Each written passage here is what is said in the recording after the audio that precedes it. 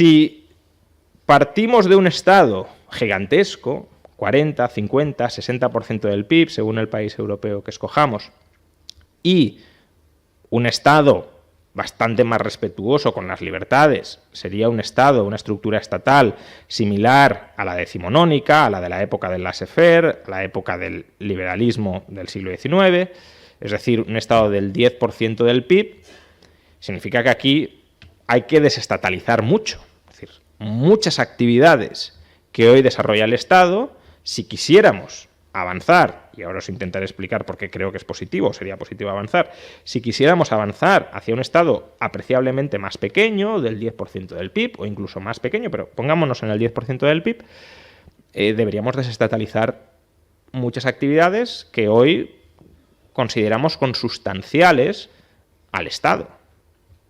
La educación parece que ha de ser pública casi por derecho divino. La sanidad no digamos. ¿Cómo vamos a dejar a la sociedad civil, ni siquiera voy a decir al mercado, porque el mercado es una institución de la sociedad civil, no la única? ¿Cómo vamos a dejar en manos de la sociedad civil y no del Estado la provisión de la sanidad o de las pensiones o de las infraestructuras? ¿Quién haría las carreteras si no fuera el Estado? Todos estos ámbitos de gestión estatal de la vida en sociedad, porque la educación, la sanidad, la jubilación, el modo en el que nos movemos por un territorio, el desarrollo urbanístico de ese territorio, todo eso configura el modo en el que vivimos nuestras vidas y las elecciones efectivas que podemos tomar dentro de nuestras vidas. Eso hoy lo consideramos, ya digo, consustancial al Estado. Y a mucha gente le puede parecer una aberración plantear que eso no lo haga el Estado. Pero es que todas estas actividades que hoy consideramos que son consustanciales al Estado, antes de que las hiciera el Estado, no las hacía el Estado. Y algunos podrán pensar, bueno, pero cuando no las hacía el Estado eran peores. Bueno, cuidado, no caigamos en el error de atribuir una supuesta mejoría en estos servicios al hecho de que estén siendo suministrados por el Estado. Cuando no estaba en manos del Estado, nuestra sociedad era mucho más pobre que a día de hoy. En el siglo XIX éramos, pues, alrededor de 20 veces más pobres de lo que somos hoy. Por tanto,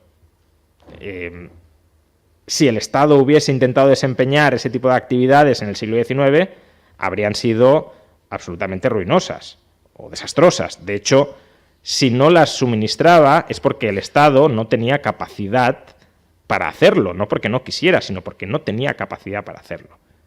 Es cuando la sociedad se empieza a enriquecer y, por tanto, el Estado, a través de impuestos, empieza a tener muchos recursos, cuando el Estado adquiere cierta capacidad para suministrar también esos servicios. Pero entonces la cuestión es, ¿y si esos recursos adicionales que hemos creado y que le permiten al Estado suministrar esos servicios no fueran engullidos por el Estado, sino que permanecieran en manos de la sociedad, acaso no podríamos disfrutar de servicios iguales o mejores que los que hoy proporciona el Estado? Y creo que esa es la gran cuestión a plantearse, o una de las grandes cuestiones al menos a plantearse, al establecer el debate de si debemos avanzar en la senda de una revolución, de una transformación liberalizadora de nuestra sociedad. ¿Qué ventajas tendría? Ventajas generales. Luego, si queréis, en el turno de preguntas podemos ir sector por sector, porque a lo mejor pues hay muchas cuestiones más concretas que queráis plantear, pero dejadme que os intente ofrecer el marco general o la visión general. ¿Qué ventajas generales tendría desestatalizar la sociedad? Pues por un lado, daría mayor libertad, mayor autonomía de elección al lado de la demanda. Es decir, los ciudadanos podríamos escoger si queremos este tipo de educación, este otro tipo de educación, esta forma de proporcionar la educación o esta otra forma de proporcionar la educación, este hospital o este otro hospital, este plan de jubilación o este otro plan de jubilación, si queremos el corredor mediterráneo en lugar de líneas de ferrocarriles centralizadas todas ellas en Madrid, si queremos este tipo de protección de este entorno o la protección de este otro entorno, si queremos desarrollar esta línea de investigación en I+D o esta otra línea de investigación en I+D. Todas estas decisiones que hoy están concentradas en gran medida en manos de los políticos serían decisiones que podríamos tomar cada uno de nosotros. Cada uno de nosotros como ciudadanos, que somos los que le suministramos los recursos y las libertades al político para que las tome en nuestro nombre. Quiero decir que el Estado no nos regala nada. Todo lo que tiene el Estado es porque previamente nos lo ha arrebatado. Amancio Ortega a veces regala cosas, pero el Estado, cuando gasta, no regala nunca nada. Previamente se lo ha cobrado a través de impuestos. Con esto quiero decir que no es un benefactor. Es como mucho un intermediario, pero es un intermediario coactivo sobre el que no tenemos capacidad para escoger. Porque yo no le he nombrado, a título individual al menos, intermediario entre mi propiedad y la gestión de ciertos servicios comunitarios para con la sociedad. Y lo hace. Y lo hace de una manera que no tiene por qué ser la manera que más se ajusta con mis preferencias o con mis necesidades. Es más, previsiblemente será una forma de prestar esos servicios, la educación, la sanidad, las pensiones, que se ajustará más bien a las necesidades del propio Estado. En el mercado se suele decir que prevalece la llamada soberanía del consumidor. Es decir, el empresario, al menos a largo plazo, se tiene que ajustar a lo que quiere cada uno de sus clientes, porque si no, no vende, y si no vende, no ingresa, y si no ingresa, no gasta. No gasta en el sentido de poder reproducir su modelo de negocio. El político, o la burocracia, porque ya no es solo el político, también la burocracia estatal que tiene por debajo, no necesita que el consumidor le compre voluntariamente nada, no necesita satisfacer las necesidades de ese consumidor. El político se arroga la legitimidad social, se la damos en términos generales, de quitarnos la propiedad para financiar aquellos servicios que él considera necesario financiar. Y por tanto, más que de soberanía del consumidor o del ciudadano o del cliente, me da igual, deberíamos hablar de tiranía del productor. Es decir, el Estado nos dice, esta es la educación que vas a tener, esta es la sanidad que vas a tener, estas son las pensiones que vas a tener. Y lo tomas o lo dejas.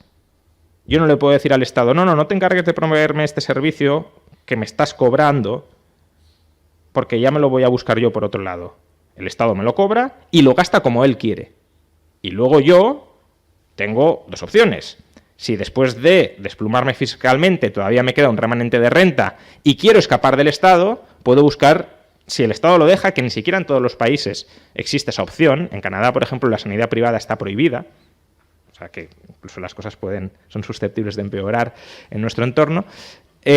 Si existe la opción de que lo suministre el sector privado, después de que me haya cobrado la sanidad pública o la educación pública, tengo que pagar otra vez para acudir a la educación privada, a la sanidad privada, al ahorro privado.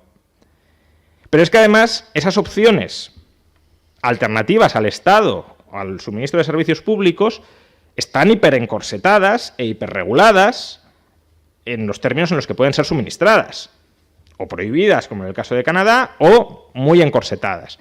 Por tanto, claro, la libertad de elección efectiva que tiene el ciudadano en ese entorno es muy reducida. Muchos ciudadanos, después de pagar impuestos, ya no tienen renta disponible para escapar del servicio que les suministra el Estado, y aquellos que sí la tienen se encuentran con alternativas privadas que en muchos casos no deja de ser una reproducción del modelo estatal implementado a través de la regulación de ese modelo de negocio.